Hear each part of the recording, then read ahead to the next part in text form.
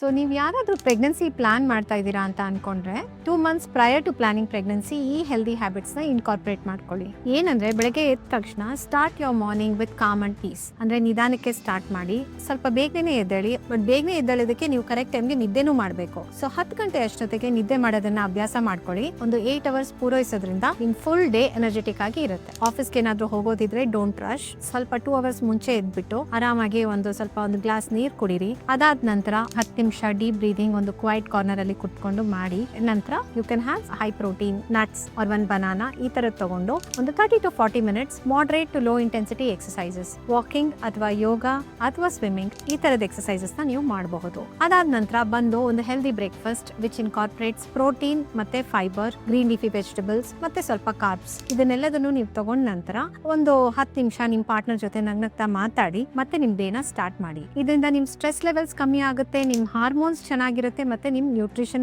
ಚೆನ್ನಾಗಿರುತ್ತೆ. ಹಾಗೆ ನಿಮ್ ವೆಯ್ಟ್ ಕೂಡ ಮೇಂಟೈನ್ ಆಗುತ್ತೆ ಅಂಡ್ ನಿಮ್ ಪ್ರೆಗ್ನೆನ್ಸಿ ಜರ್ನಿ ತುಂಬಾ ಸ್ಮೂತ್ ಆಗಿ ಆಗ್ಲಿಕ್ಕೆ ಅವಕಾಶ ಕೊಡುತ್ತೆ. ಸೊ ಈ ವಿಡಿಯೋನ ನಿಮ್ ಫ್ರೆಂಡ್ಸ್ ಯಾರ್ಯಾರು ಪ್ರೆಗ್ನೆನ್ಸಿ ಪ್ಲಾನ್ ಮಾಡ್ತಾ ಇದ್ದಾರೋ ಆ ಎಲ್ಲ ಕಪಲ್ಸ್ ಜೊತೆನೂ ಶೇರ್ ಮಾಡಿ.